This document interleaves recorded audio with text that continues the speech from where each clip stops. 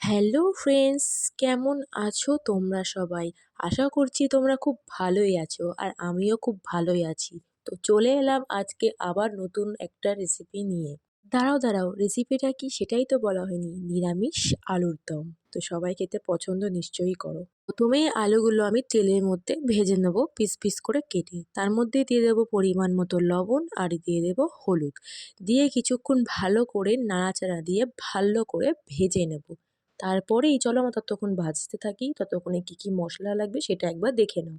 লাগবে কাজু বাদাম, কিশমিশ আর চালমগরা, সেটাকে আমি ভিজিয়ে রেখেছিলাম জলের মধ্যে। তারপরে লাগবে আদা বাটা, জিরে বাটা, লঙ্কা বাটা। তারপরেই আমি সবগুলোকে একসাথে পেস্ট করে নেবো। এদিকে দেখো আমার আলু ভাজা হয়ে গেছে, তো আমি ওই কড়াইতেই আবারও একটু পরিমাণ মতো তেল দিয়ে দেবো 1 চামচ জিরে আর দিয়ে দেবো গোটা গরম মশলা। আর দেব তেজপাতা আর তার সাথে দেব পরিমাণ মতো চিনি। দিয়ে ভালো করে ওইটাকে ভালো করে নেড়ে চেড়ে নিয়েই আমি ওর মধ্যে দিয়ে দেবো পেস্টটা। দিয়ে দেওয়ার পরে ভালো করে আমি নাড়াচাড়া দিয়ে নেব যাতে ওর দিয়ে তেলটা বেরিয়ে আসে। তো দেখো অনেকটাই তেল আমার বেরিয়ে এসছে। তো ওর মধ্যেই আমি দিয়ে দেব 1 চামচ হলুদ আর দিয়ে দেবো 1 চামচ লবণ। দিয়ে আবারও ভালো করে আমি নেড়ে চেড়ে নেব। নিয়েই ওর মধ্যে দিয়ে দেবো টমেটো কুচি। তারপরে আবারও ভালো করে একটু নেড়েচেড়ে নেওয়ার পরেই সামান্য পরিমাণে একটু জল দেব। দিয়ে আবারও নেড়ে নিয়ে ফুটতে দেবো কিছুক্ষণের জন্য। ফুটে গেলেই আমি দিয়ে দেবো ভেজে রাখা আলুটা। ভালো করে নাড়াচাড়া দিয়ে আমি আলুটাকে কষিয়ে নেব। কষিয়ে নেওয়ার পরেই ওর মধ্যে দিয়ে দেব কড়াইশুঁটি। এখন হচ্ছে শীতের বেলা, তো কড়াইশুঁটি তো দিতেই হবে।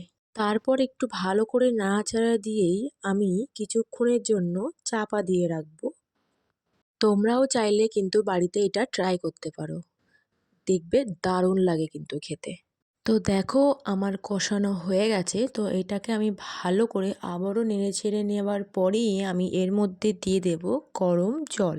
তোমরা চাইলে ঠান্ডা জলও দিতে পারো, কিন্তু আমি এখানে গরম জলটাই ইউজ করেছি। আমি একটু ভালো করে নেড়েচেড়ে নেওয়ার পরেই আমি কিছুক্ষণের জন্য চাপা দিয়ে রাখবো। আর গ্যাসটাকে আমি লো করে রাখবো যাতে আলুটা গলে যায়। তো দেখো আমার আলুর দম হয়েই এসছে। চলো দেখা যাক আমার আলু গলেছে কিনা। তো দেখো ফ্রেন্ডস, আমার আলু গলে গিয়েছে। তো আমি এবারে ওর উপরেই একটু পরিমাণ মতো দিয়ে দেব গরম মশলা আর দিয়ে দেব ঘি। তো দিয়েই আমি এবারে আলুর দমটা নামিয়ে নিলাম। তো দেখো ওর উপরেই আমি দিয়ে দেব আলুর দমের মশলাটা। তো দেখো ফ্রেন্ডস, কমপ্লিট আমার আজকের নিরামিষ আলুর দম। ভিডিওটা ভালো লাগলে একটা লাইক করো আর সাবস্ক্রাইব করো। বাই বাই, ভালো থেকো সবাই।